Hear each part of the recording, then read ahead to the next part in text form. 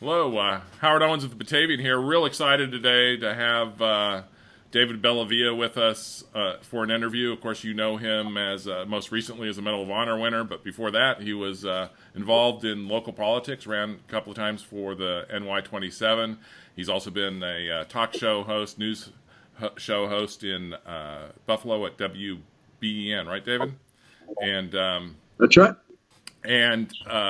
So we're going to talk to him today about the kind of what he's been up to, the NY27 race, and depending on how time's going, maybe we'll get to talk about pandemic America. So, David, good to see you. Always great to catch up with Good to you. see. It's always great to catch up with you. I really miss those long breakfasts we would have at the Miss Batavia and all the other places we would hang out in downtown Batavia. Those were good times. Yeah, well, I'm looking forward to when we kind of get past this current era and we can all start seeing each other in person again.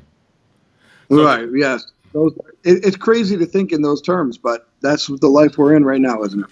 yeah. So, David, just let's catch up on what you've been up to the last 6 months or so. Army keeping you busy? Yeah, they are. I was working with the Army obviously before this whole COVID thing happened, and then it's just a matter of finding so many soldiers. I think when you look at essential services in the United States right now, the job the National Guard is doing, there's about 16,000 active duty troops that are behind the scenes that are making sure that supplies are getting to regional airports, and what the Air Force and Air Force Reserves are doing as well. It's really all hands on deck, and a lot of good men and women are out there, and they're helping out, and they're making a difference.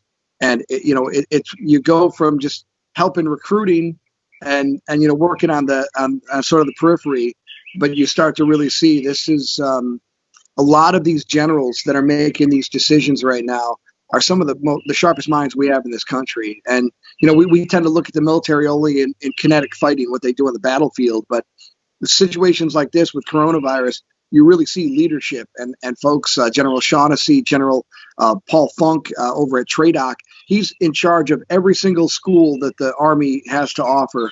And what young people going through basic training right in the middle of this COVID crisis, they can't ship and just go back to their duty station, obviously because they're locked down like everyone else. So a lot of improvisation, a lot of things are going on behind the scenes to make everything run smoothly. And as just an outsider, it's neat to see the military work. So, how'd you wind up on this particular assignment? Is it something you sought out, or Army say, "Hey, we need this help"? How'd you wind up there, and why'd you want to do it? Yeah, there's a little bit of just hey, why don't you help out here? Why don't you do this? I've been really blessed to just work with some outstanding folks. It doesn't feel like work at all. I mean, you're with these young people. You start to see yourself, back when you were that age and the world was in front of you. And it's really a selfish act in a lot of ways because you see so much vitality and you see so much, hope with these young people. It makes you think, have I wasted my life? What am I doing? These guys, it's really neat to see, but a lot of it is just, we need you, and it's cool to feel needed. It's cool to have a purpose, and I very much appreciate that.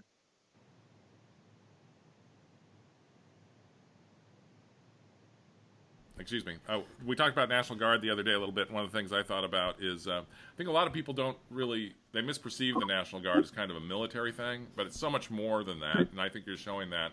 And I think that's, we'll talk about the pandemic stuff a little bit, but I felt like, Cuomo kind of maybe misspoke when he talked about sending the National Guard around to pick up ventilators, but I think people also misinterpreted that as like some sort of martial law sort of action, where a lot of times the National Guard is just manpower for the state to help get things done. Yeah, I mean, I'm certainly, been pretty outspoken with my criticism of Governor Cuomo, but in that instance, the governor really wasn't wrong at all. The National Guard would do a job like that, but it really isn't about seizing anything at gunpoint. That was actually, he was empowered to do that from the President of the United States. And when the National Guard is federalized or you start to use the National Guard, if there was a snowstorm, the ice storm in 2006, National Guard is out there doing things and they're moving assets to where those assets need to be. And without the National Guard doing that, you're wasting first responders' time. I mean, we talk about, COVID in the sense of how many victims are dying of the virus, but there are a lot of secondary effects that no one's really calculating. People that have chest pains or people that have issues and don't want to go to hospitals because they're afraid of getting COVID. There's a lot of mental health problems that we're seeing across the region as well. And these aren't really going to ever show up in a PowerPoint. They're not going to show up on a data slide at all. But we do cheapen the National Guard and we don't show them a lot of respect. But when you look at what the Army Corps of Engineers has done in New York State, what they're doing in Louisiana and Florida and Mississippi, it's truly incredible stuff. And those briefings that you saw with the Army Corps, those guys are on top of it. They're the best at what they do. They can turn a convention center into an ICU, 2,000, 2,500 bed hospital. That's not easy to do. These tent cities that are going up on airports across the South, these are, tier 1 hospitals that are inside of a temporary, housing location. It's impressive to see. They're the best at what they do. And there's so much more than, what we see on the news and overseas in fighting. Well, it sounds like important work, David. I want to shift gears now to the New York 27th. So we're in an unusual situation. There's a special election called. Now it's pushed to the same time as the general election. There's issues about having the presidential primary on the same day. And, originally that was thought maybe might have a lot of impact on the NY 27 special election. Now it's combined with the general election, where there will be at least 3 Republicans on the ballot. How's that affect things, and where do you see this race going? Do you have any handicapping? You've got the endorsement of the President of the United States. It's going to be hard to say that the endorsed candidate of the party chairman, the President of the United States, Chris Jacobs, is the candidate. The folks that are going to swing at him are very competent people, and I look at a Beth Parlato as, someone I want to see. That's a candidate model that Republicans need to have in New York State. They need to have that across the country. We can't be a party of white men every election cycle. It's not who we represent, quite frankly. The party is far bigger than that and far more eclectic. But obviously we want to see African Americans and we want to see Latinos. We want to see people from, all different walks of life, not just lawyers and other politicians that are trading up for a better seat. Stefan Mihailou is certainly bringing that Erie County swagger to a race that will bring a lot of money in from outside. But, when I look at New York 27, the New York primary thing, the court, no one was going to, we're seeing sort of the fight that's going to happen with Election Day in November. I mean, the Postal Service, I don't know if you've been to the post office recently, or I go across the country and I see long lines outside the door, or just people that try to get a book of stamps. This is a lot to ask. If you were going to make 100% voting from the Postal Service, these folks are working their tails off, and that's a lot to put on their shoulders. I don't know how that's going to work. The courts have to, you can't cancel Election Day. You can't cancel a primary. The courts have set down their decision on that the primary will go on, Election Day will go on. How that's done, I think that's to be determined, but it's unfair to Republicans in the sense that more people will come out to vote in a Democratic primary, but at the same time, a special election during coronavirus, I think that neutralized any advantage the Democrats may or may not have had. And let's remind people, this is still a very heavily Republican district. So I don't think that this changes the outcome. I think there will be a Republican in New York 27. I think it's going to be Chris Jacobs. What happens after that? That's where it gets really dicey and really crazy. Did Senator Ort make the wrong decision? Should he maybe have stayed around for the primary? And then what's going to happen in the election cycle after this one, when you have a wholly redistricted area? Does New York 27 change? Does it become more blue? All these questions are out there. But I look at this race and I think we could pretty much determine that this is going to go. There's nothing out there.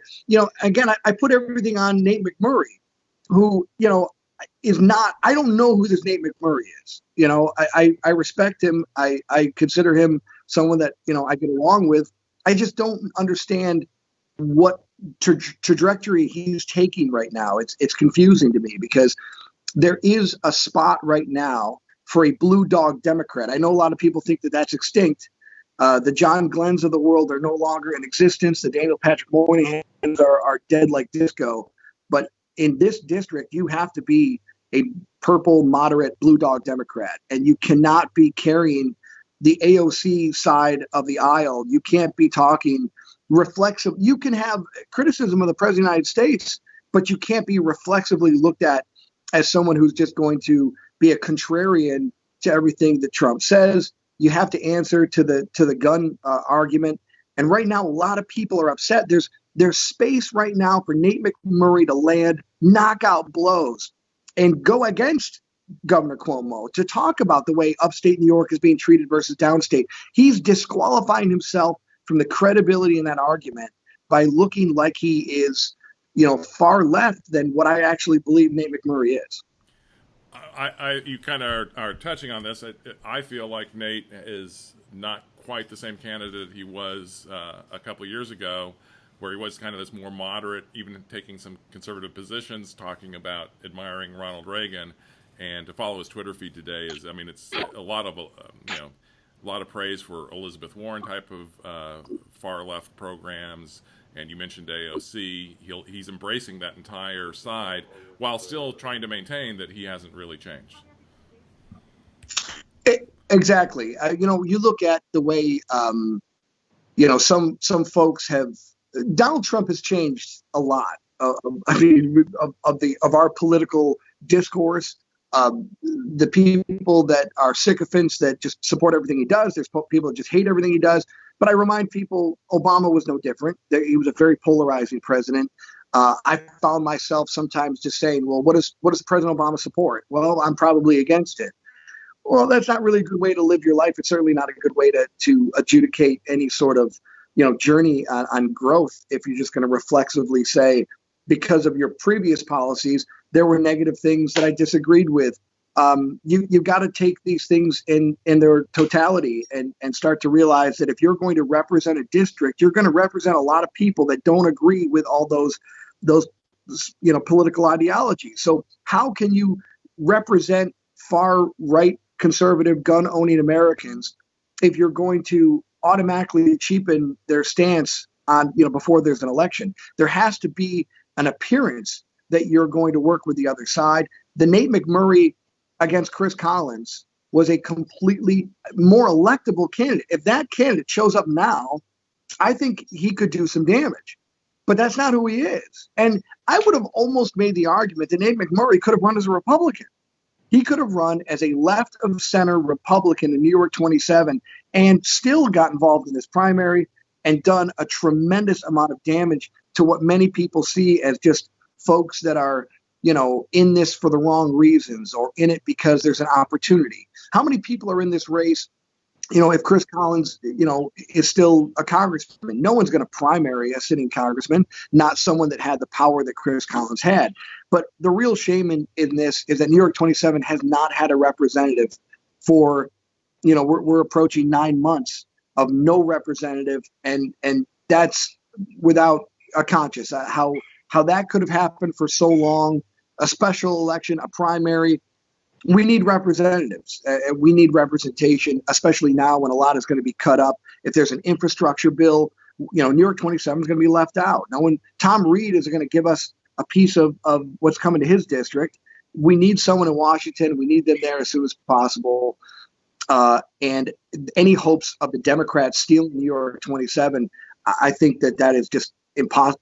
I don't think any serious person can tell you that could happen.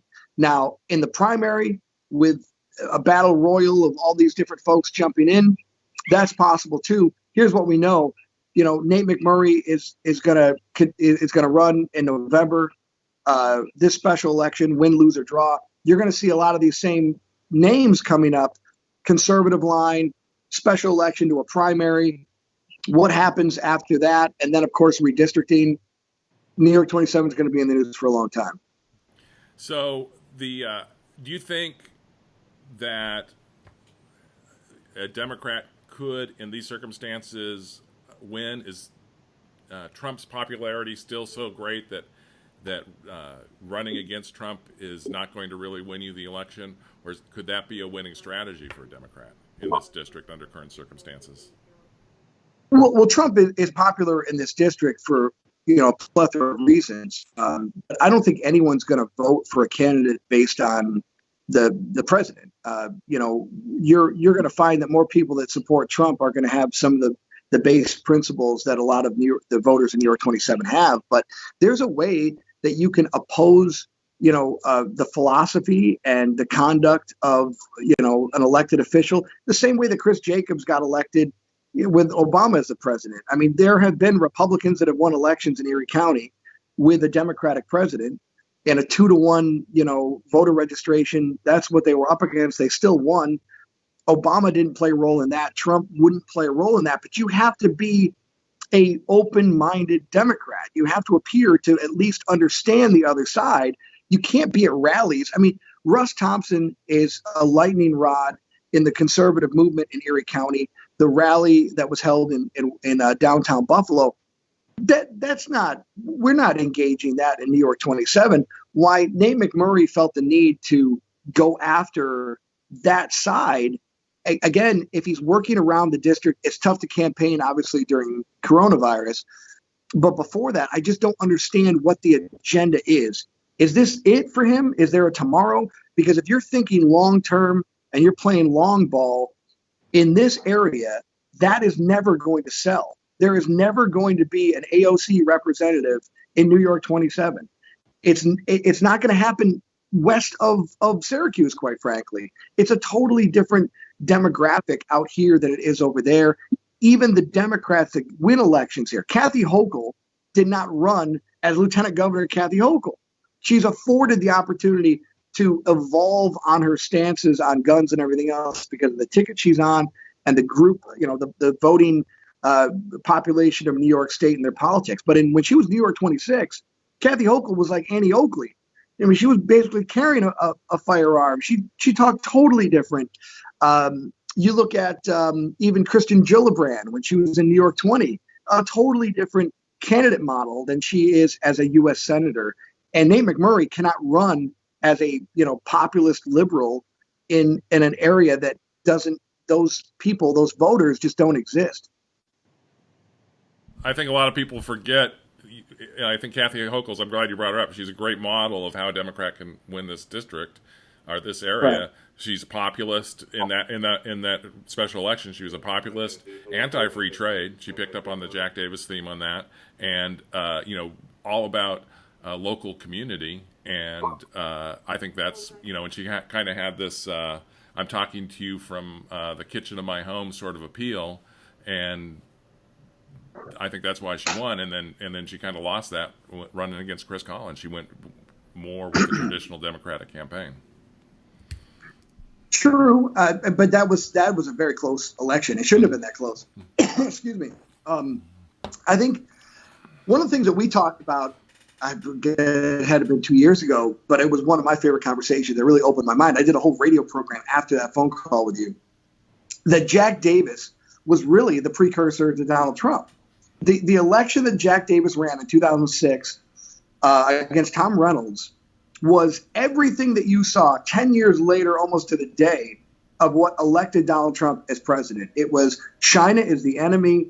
Manufacturing jobs can still exist in the United States. Free trade is a total lie. And by the way, Milton Friedman, conservatives after Milton Friedman thought that, school choice is simple. We can fix our schools by just giving people choice. Let's give everyone an option to choose. And that's really a great example of how you can just sit around and do nothing by saying, well, school choice fixes all the problems with the education in New York State because we're giving people the opportunity to decide what they want.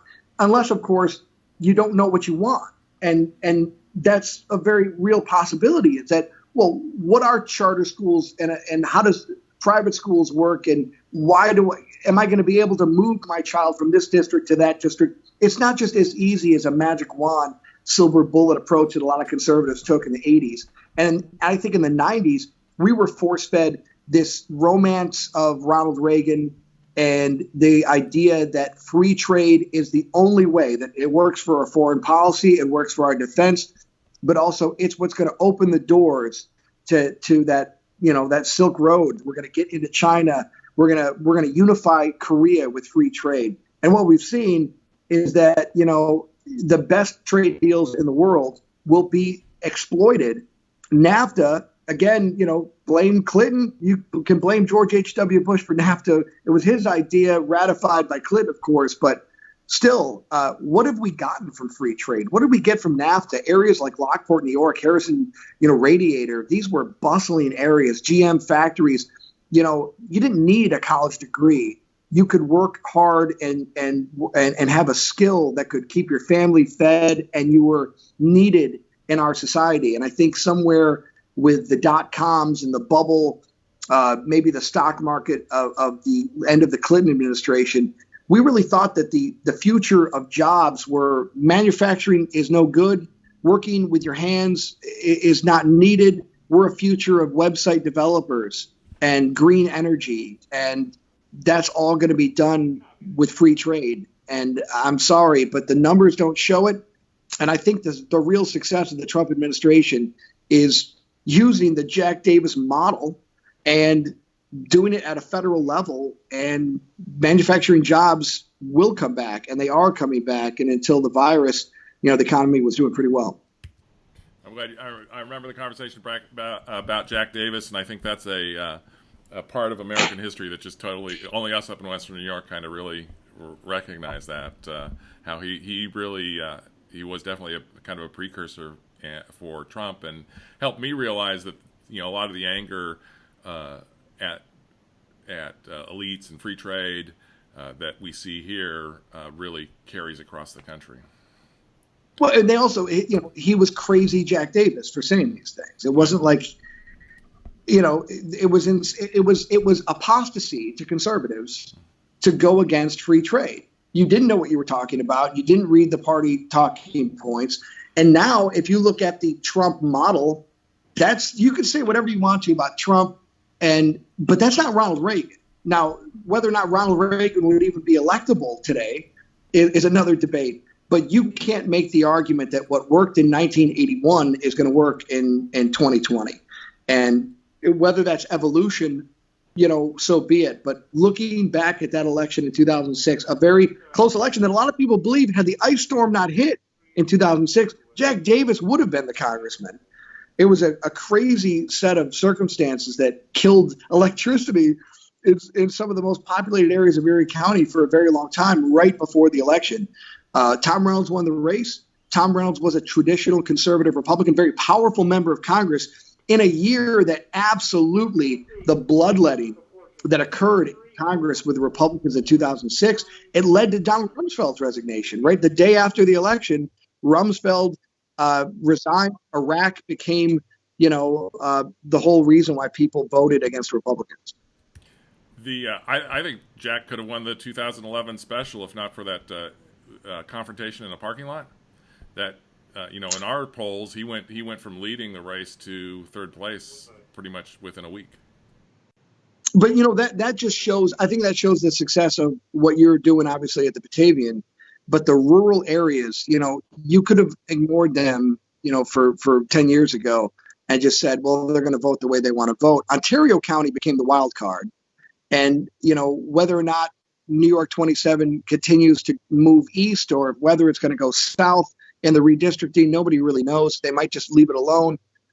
But we're starting to see that those voters are a totally different voting bloc than we've ever seen before. And they now have more information, and they're able to be a part of these debates. They're able to be a part. You can't look over Orleans and Genesee, Wyoming and Livingston County anymore. The Glow counties can't just be ignored. And I just find it really tough. You can run against Donald Trump, but you can't run against the principles of why Donald Trump was elected. And that's the slippery slope that a Democrat has, where you have to embrace, because let's be honest, these were Democratic talking points, not even 15 years ago. It almost seems that, every 20 years, these parties kind of exchange their core, voting block issues. It was all about manufacturing. It was all about middle class and union jobs. And yet we had no problem in 8 years in Obama saying, hey, let Mexico have those jobs. Let South Korea have those jobs. We're good here. We're going to evolve. And, something like windmills. Go to Orleans County and ask about windmills. I'm so confused as to where people are so conflicted. And the one side of the street, pro-windmill, anti-windmill, no one's against clean energy. No one's against having a lower tax base. It's how these things are implemented. And in those rural counties, if you step on people's property rights, if you step on what they consider to be their rights, they're going to turn. And when they turn in Orleans County and Genesee County, they turn for 20 years. They're not coming back once they turn. So a lot of these things that we talk about with clean energy, even fracking, there are property rights with hydraulic fracturing that have nothing to do with, environmentalism or being responsible with the resources. How much of the property do you own that underneath your house? Is it yours? Can some company just sip your milkshake from 3 counties over, and that's coming underneath your property? What do you own as a homeowner? These are existential questions the courts haven't even addressed. But our voting block here in New York 27, these are educated people. And when you want to put a giant monstrosity in your backyard, that might affect the value of your home in the next 10 years or your property. They have to be addressed. And I think that's the difficulty of articulating ideas to folks who really have been underrepresented. Folks don't come out to those areas. They're already they're suspect of your intentions anyway and your motives. And the Nate McMurray model to me is just, I talk to people all the time. There were people that supported him, Republican, conservative, gun-owning farmers that voted for Nate McMurray against Chris Collins that don't even want to acknowledge this guy is running for office again. And it's not because of, an epiphany they had. It's because of the way he is conducting his campaign right now. And it's unfortunate because, I think that he could have really done a lot from, pulling on the other side of the rope. I think that's an interesting observation. While you're talking about, representation of this area, it reminded me, when there was the chatter about maybe you running for the seat, I went back and looked at my first interview with you. And keep in mind, I'd only been here in Genesee County for 2 years at that point. I didn't know the players, didn't know much about the politics of the area. So I didn't remember some of the details of that story that I did with you until I went back and looked at it. And you, in the top part of that story, you're talking about how Glow counties have been stuck too many times with empty suits from Erie County by the GOP in Erie County, and it was time for a change, that we need our own representation. And that still seems like the battle we're still fighting to get people to represent Glow, because that's the bulk of the district. And I talk all the time. Batavia, is the heartland of the New York 27th. We need to be taken seriously here, and sometimes I feel like it's hard to get our congressional representatives, they're so focused on Erie County, to really take us seriously.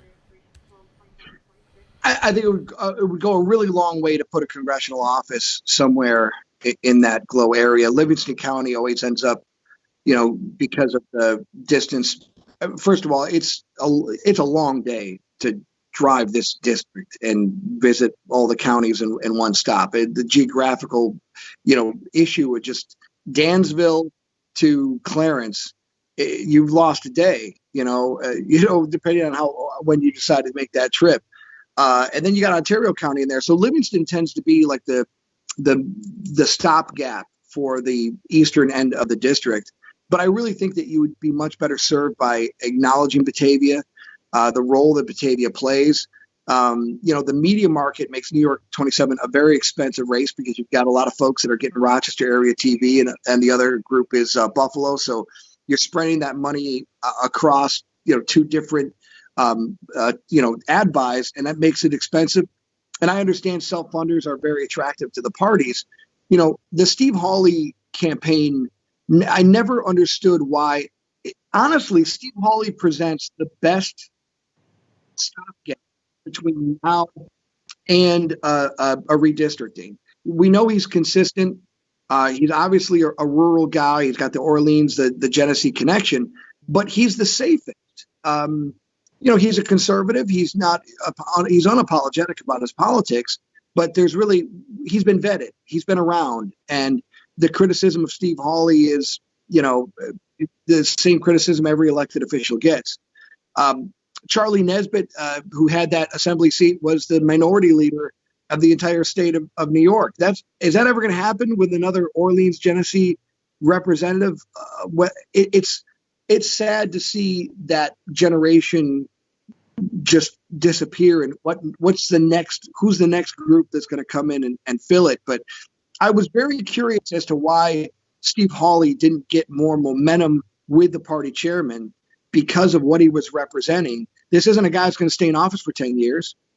He's got a lot of other things to do, and it's the perfect, I think, it's a brilliant segue transition to a redistricting, and it brings attention to the areas that I think have been long ignored. So one more last thing on the election is let's talk about the primary. Is the Trump endorsement for Chris Jacobs enough? Because you have two candidates trying to run to say they're the real Trumpist conservative style candidate, and Jacobs is not a true Trump loyalist, and so they're trying to brush him with that. But then again, he's got the endorsement. Is the endorsement enough, or are people going to be skeptical of him? I mean, I think people are going to be skeptical just because you had, Club for Growth running, ridiculous amount of them. I've never seen that before, where the party you either believe in the party system or you don't. The sins that I committed were that I told Erie County and a bunch of party chairmen in Genesee and other areas that, you guys what's the point of having, an open forum when you've already made your decision? And I was proven right on two occasions that they never even contemplated having a kid from Orleans. It didn't matter what I thought. It didn't matter how much money I could raise or what my profile was going to be, because these things were already decided. I get that, but that's the system. And if you stand up against that system, you end up in the position that I was in, where I'm outside the tent and I'm, you don't have any support. Institutional support is huge. The chairman have decided that Chris Jacobs is the guy. Why that happened, how that happened, I wasn't there. I don't know, but he's the guy. And so if I'm going to look at Chairman Siebert in Genesee County and I'm going to say, what do you think about a primary against the person that you ended up backing? He's going to say, well, that's really showing a lot of disrespect to my party and to what I decided to do and the other committee members. The Trump endorsement, you would think, would just evaporate all of this rumor that Chris Jacobs was an anti-Trumper, and yet you still hear it. But the guy endorsed you, so how could he be an anti-Trumper if the President of the United States is saying he's my candidate? I don't know how Chris Jacobs loses this thing. But I'll tell you, if by some cataclysmic event he does, Erie County is no longer the Erie County machine of Nick Langworthy in the old days. If they lose this seat to Beth Parlato, to Stefan Mihailo, to anyone else that shows up between now and the redistricting, or Nate McMurray, the rural counties have just received they're now taken seriously. And how we pick our candidate after a Chris Jacobs loss will not even reflect anything that we've done in the past. I just don't think it's going to happen. I think Chris Jacobs is going to be our congressman. And if he's an anti-Trumper and he decides to use his first 6 months to surprise us all with his anti-Trump rhetoric, I think he'd be the most foolish person in the history of elected office to do that. Whatever is in his heart about President Trump, I think he's done a pretty good job to make peace with the president, is Donald Trump, and he's going to work with him. This district won't tolerate Chris Jacobs if he turns on the president. So it's politically mind-boggling for Chris Jacobs to go through all of this, become elected, and then be like, hey, Justin Amash, I'm with you. Why would you do that after you just, swept New York 27? Great. Well, let's change gears to coronavirus, the pandemic. Uh, do you think that you know? There are multiple layers of potential criticism and potential praise even for how things have been handled both at the federal and the state level. Just want to, before we talk about opening up, let's just talk about how we got where we are. And do you think things have been handled under the circumstances as best they could? What would your criticisms be? Well, I think everyone across the board screwed up. You don't get to where you're at if, first of all, I don't put as much pressure on the state to identify potential national global threats as, maybe some people do. But at the same time, if you're going to be, crowned the new messiah and the leader of the free world by your press conferences at the state level, it would be nice to know that you had a handle on what you could control. A lot of this was at the federal level. A lot of this was at the World Health Organization. Here's what we know now. Hindsight being 2020. China is not our friend. A lot of people thought that China was our friend. Hollywood thought China was our friend and have taken billions and billions of dollars to push their propaganda. The World Health Organization, if they're not a proxy of the Communist Party in China, I don't know. They're certainly auditioning for that role, because the information they put out, not only was it false, they knowingly put out false information to back a Chinese narrative that honestly made no sense. It was just a matter of time before these emails came out, before people started to talk. Doctors that are talking about human-to-human transmission are disappearing.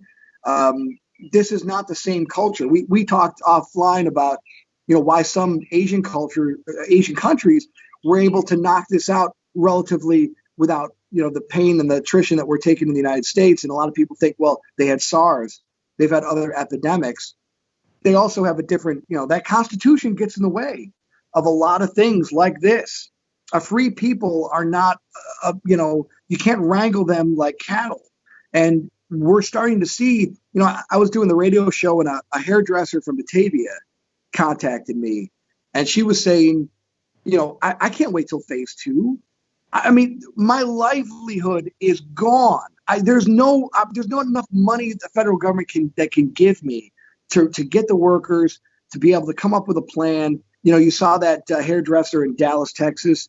There are industries that are not going to recover from this. And before like we talk about the war, before you put 180,000 Americans in harm's way and you start losing 3,000 Americans a month to combat, you better be sure you know what you're doing.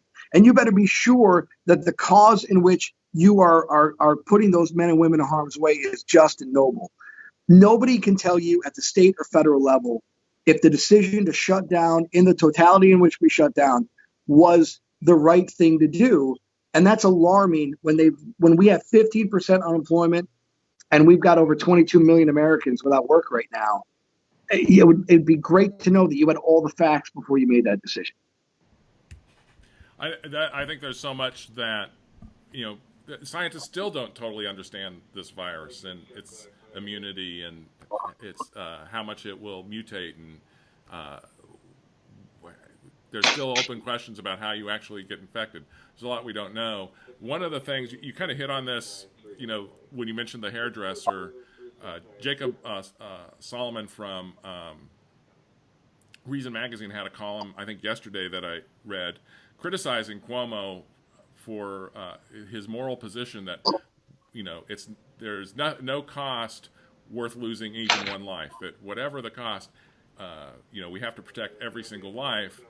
And economists don't make those kinds of calculations. At some point you have to decide how much are you going to expend on making a plane so that it will never ever crash? How much money do you want to spend on that versus accepting, hey, it will very rarely crash? And those are the kind of calculations that get made in the real world all the time. And there's real pain for people that have their business closed, that are not working. And somehow there has to be a balancing act. And this column was suggesting that the governor is not taking that into consideration.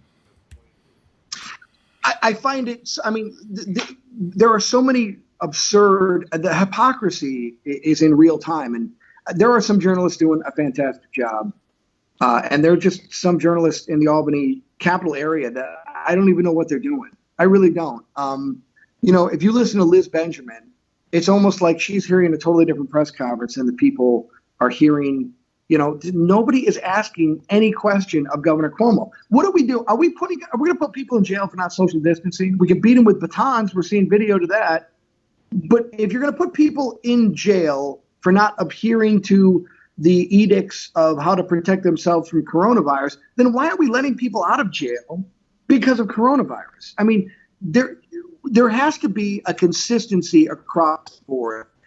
I don't care about the Tucker Carlson, you got your hair cut argument.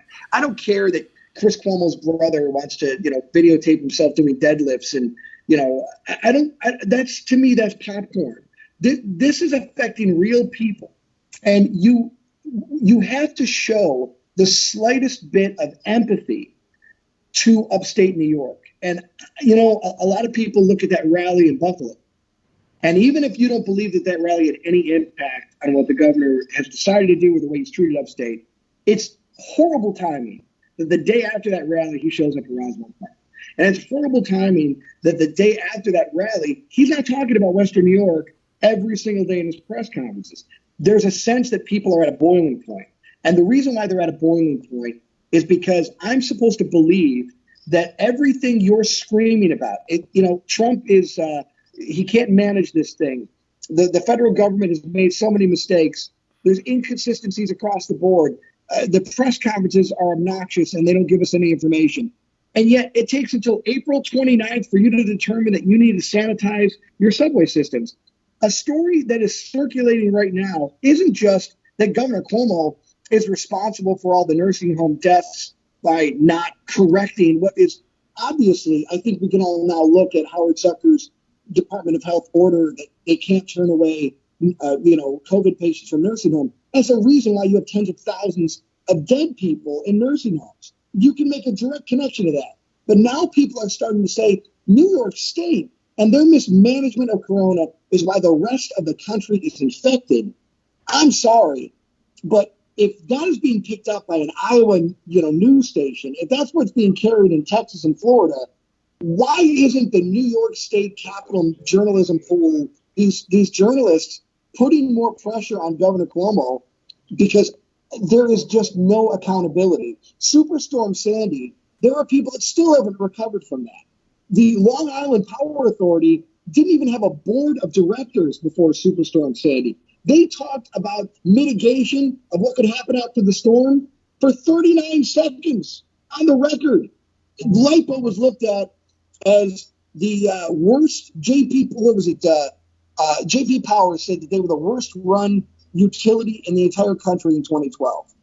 And so I don't have a great track record that when calamity strikes New York State, we're prepared to tackle it. We're broke. We're financially broke. If a Zeppelin landed in Brooklyn and set a fire, we would be asking the federal government for help right now. It's not COVID. We have major problems in the state with debt.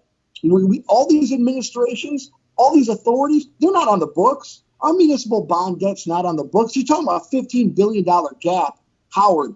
That money is well over $100 billion for New York State as a whole.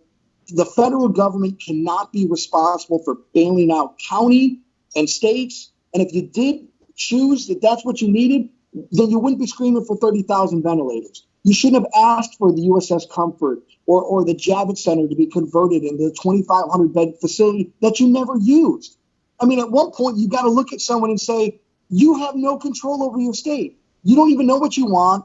And now you want a bailout. And that bailout, de Blasio and Governor Cuomo and all these other blue states are looking at, they're trying to write off debt from their books. And we wouldn't have given $1,200 to every working American if the plan was the United States is going to end up what?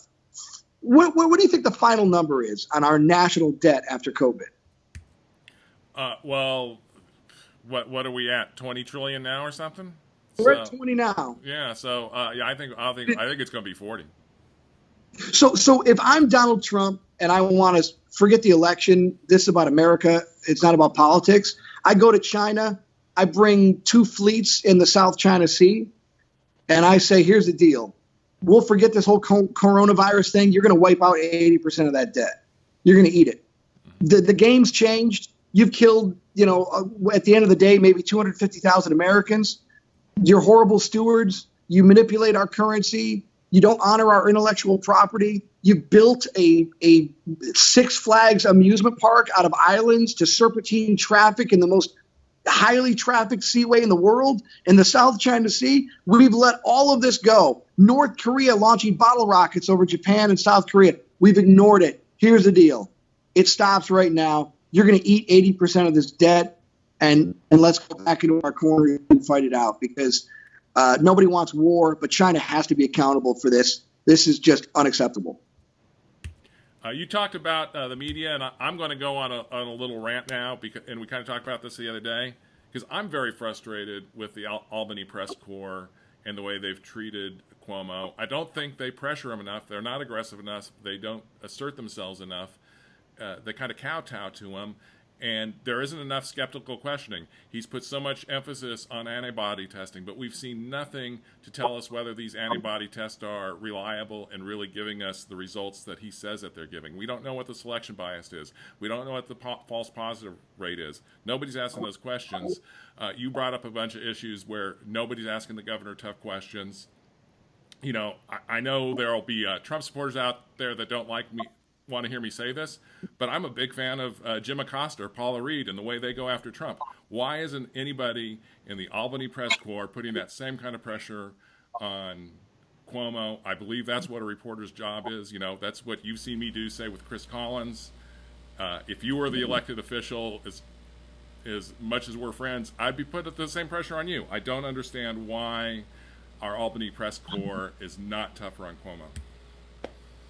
Well, first of all, if it's not for Jim Acosta, I don't know if Donald Trump is able to raise the money that he's raised. I mean, Jim, you say whatever you want to about the folks in the White House media pool, but they've allowed Trump to be Trump. And to his base, that has really galvanized his base. So I think Jim Acosta is a reason for Trump being as popular as he is with his base, because it allows him to be what we have never traditionally seen. Reagan pretended he couldn't hear. Reagan pretended he couldn't remember, and the helicopter would go off, and he'd be like, "No, I don't know what you're saying," and he would leave. Trump is the type of guy who is going to get right in your face, and people love that about him. So the more you see that side of Donald Trump to his base, this is manna from heaven, because we're accustomed. It's so rich for George W. Bush to come out of the woodwork and talk about, now's the time that we need to come together. Now's the time. All these people, it's like when you have an in-law in your family that everyone gangs up on and hates. All the other in-laws are like, hey, I'm cool now because you hate that guy. Nobody liked George W. Bush. What people did to George W. Bush was unbelievable. His last 4 years, he was running from his own principles. I mean, No Child Left Behind and Plan B, the pharmaceutical plan, those were written by Ted Kennedy. I mean, the only thing that George W. Bush did that was remotely in the world, was American adventurism and foreign policy. The domestic side of the ledger was horrifying. And if you hate Barack Obama for quantitative easing, what are you saying about Bush? What are you saying about right now? We're printing money. We're printing money that is a fiat value and every time we do that, by the way, China is printing our money and putting that on the street. And this is the whole problem. While Obama was quantitative easing, China was putting out $100 trillion in American counterfeit money. This is what has been feeding all of the calamity that we've had. And it's frustrating. But when you get to Cuomo and you talk about the media pool, the thing that bothers me the most is that, we can't pick and like how this became a political soccer ball is, I don't know what the real first crisis was in social media. Facebook wasn't around for 9/11. Twitter wasn't around for 9/11. Obama was the first social media president, but he didn't use it. He just appeared on it. He got folks to get out and vote. He didn't push his politics through social media until 2012. That election with Mitt Romney was about policy now coming from social media, getting people to actually push what we now found out to be a horrible misjudgment in Obamacare. And probably as bad as that was picking the guy who invented Obamacare to run against Obama, but that's neither here nor there with Mitt Romney. But when you look at today's world, everyone is a scientist. I'm looking at Facebook walls and commentary about, I read that the Swedish did this, and if we all smoke cigarettes and burn plastic bags, we could all, inoculate ourselves from corona. And that's very dangerous when you're putting out information and you have no subject matter expertise on it, and you're getting your 2,000 followers to just regurgitate what you think is true on both sides of the aisle. It's nuts. And then you put your little lightning rod political figures in there, and you have what I think is the current issue right now, where, regardless of, Donald Trump says something and 47% of the population is turned off to it. Andrew Cuomo says something in New York, 35% of the population wants to literally start a civil war. I mean, I don't think Cuomo realizes how angry people are in this state. This is not a popular man in upstate New York. And they have a lot. I mean, it's one thing to say, I want control over my health care. It's another thing to say, I lost my job to China. But when you're talking about a business that you've had around, like a florist does not have a right to exist. A person who does hair doesn't have a right to feed their family. I mean, what you consider non-essential is in direct, families consider all the income they bring in to their home to be essential. And you can't pick and choose livelihoods and careers at the same time. It just makes you think, how has it changed? May 15th. We canceled schools. De Blasio jumped the gun, but then we ended up canceling schools. And now we're hearing the future of schools might be Little House on the Prairie. Everyone's got to stay at home with a chalkboard and have your phone in front of you. There isn't a real serious person in education that says that this is working at all. The bandwidth issue, there are homes that don't even have the internet. Before you start talking about working from home, it would be nice to know that as a governor, you invested the money in critical infrastructure that provides internet. There are sections of Wyoming County that you're not getting internet. You don't have reliable internet. Northern country, there's no reliable internet out there in the southern tier. So we're not ready. We weren't ready for this pandemic as a nation, but New York State wasn't ready for a traffic jam or an ice storm. That's how close we were to the edge. This corona thing, it's really put us over the top. So where do we go from here? How do we keep people safe and economically viable? Well, the thing in real time that we have to start to do is, I don't hold a press conference and tell me that 68% of new, people stayed at home, because now everyone's confused. You were supposed to be the beacon. I want to interject something there, David. This comes back to the press not asking questions. Nobody asked the question about the bias in such a survey. Self-reported information, which, as I gather what this is inherently unreliable. And now the governor is putting this information out with no pushback. And we don't know how seriously to take it, and all it is confusing people and confusing the issue. It's confusing the issue, and again, they've dealt with this at the federal level, with just, the malaria drug was promising. A lot of people had hope, but science doesn't work on hope, and there are placebo effects. Is it the Z-Pack and the zinc? Is it the time you administered it? Is it the fact that these folks that were taking it really weren't ever going to manifest symptoms? I mean, we don't know. We don't know the group of people that were on these malaria drugs, and we don't know if it, so we're taking conjecture and doctors going on Facebook Live and saying, I don't know what's going on. The people I'm seeing just have runny noses. And then a doctor is committing suicide in New York City because her ER is just inundated with people. So it's so confusing.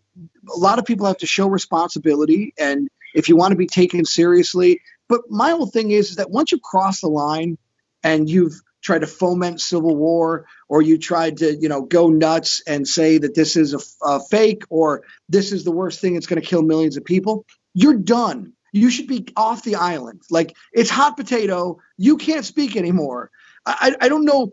When I heard that they were going to go to court systems online court, I thought maybe that's the future. That, you get a misdemeanor and they take your Facebook away. Like, your ability to communicate on social media is now the new jail. And what effect that would have, because a lot of people need to be taken out of circulation that are knowingly putting out nonsense. And then we're shocked that China's involved in this. That China and Russia, the whole 2016 Ukraine, this was all about interfering in our elections. But go figure. Now China wants to put out false information, and people are just picking it up and going with it.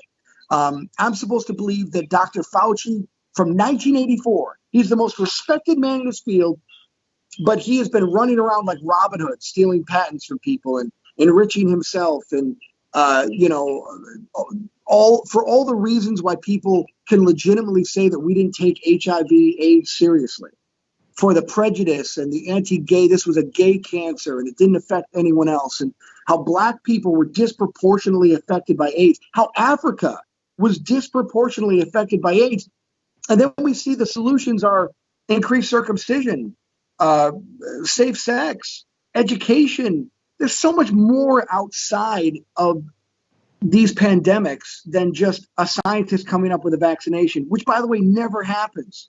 Rarely does that happen. We have to be much more responsible when we're educating our population. And, one of the things I'd like the media pool to ask Governor Cuomo is, why don't you talk to other governors about Governor Cuomo? He created the market for ventilators at the state marketplace because he demanded that he needed 30,000 before he even knew he needed 30,000. These are the, cause and effect that starts just a domino effect across the area. And now no one's talking about ventilators. No, and matter of fact, we got doctors that are saying, I don't use ventilators, I use oxygen. And the ventilator actually causes more damage. You can't talk in platitudes that that this is going to go on when our own doctors don't know what the hell's going on.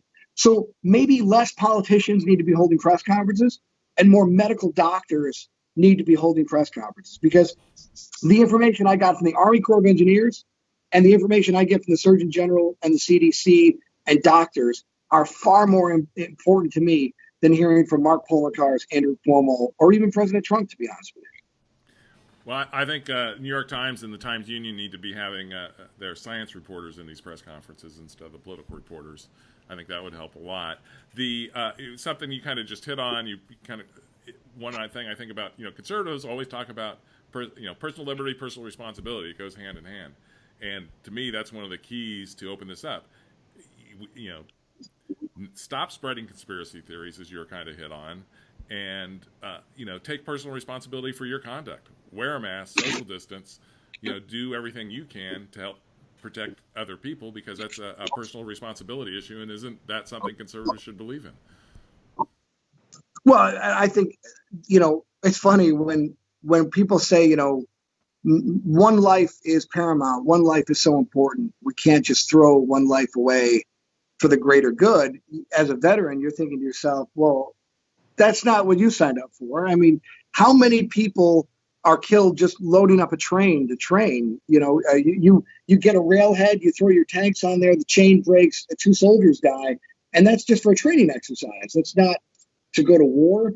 There are people that lose their lives all the time doing training or dangerous, operations, or just sometimes crazy things happen and people lose their life in the military constantly. We never would have looked at the greatest generation and said, we're going to lose 2,500 people on this beachhead, but, one person is too much.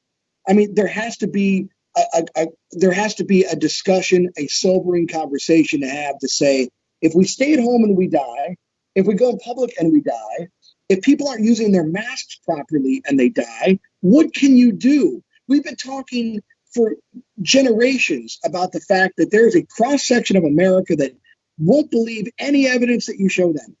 And is that the media's fault? They share responsibility. Is that our education system's fault? I'm sure they share responsibility. But there are people, there are citizens. And ignorance is always going to exist. And there are going to be people out there that are going to intentionally infect people. And there's going to be people out there that intentionally do stupid things. They don't affect the aggregate. And they should never have any vote in how we move forward. But the idea that we would shut down the most powerful nation in the world and not have any true definitive information other than this is really bad, it really is outrageous. And the other thing that bothers me is the victory lap. That, one minute I'm being chastised for being on the 290.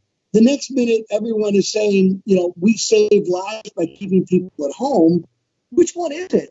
I mean, eventually, we can't stay home forever. Wouldn't it be responsible for all elected officials to say, we're going to furlough ourselves? We're not going to take a dime. We're going to allow all the first responders and the nurses and the folks out there that are essential, the grocery workers and the truck drivers, they get the pay. No one volunteered that. No one put themselves as someone that said me first. Take care of my income so that these people could be okay. This COVID has shown us some of the best parts of our society. It's shown us some of the worst parts of our society. All I'm saying is those bad parts of New York State have always been those bad parts of New York State. Governor Cuomo is accountable for the death in this state. He's also accountable for the amount of people that have died in other states because this is a man who could not implement anything in New York City. New York, I mean, Howard, I don't know your background, but the first thing out of your mouth is the subways. I mean, it doesn't take a genius to realize that we're watching videos of people in sardines. You cannot expect any sort of human-to-human virus to not absolutely, a matchstick on gasoline. That is inexcusable for the state of New York to come up with a plan on May 6th of 2020 to clean subways when every time I turn on B-roll footage of CNN, I see China, Singapore, Thailand. Everyone is fogging their subway systems, but the United States. Philadelphia and Boston are doing it, not New York. Why? I think those are really valid points. I wondered the same thing myself. Why aren't we seeing more public cleaning taking place? More disinfectant, and that seems like it's really going to kind of. We have to adopt now a lot of the same features that have been going on in South Asian countries for decades now.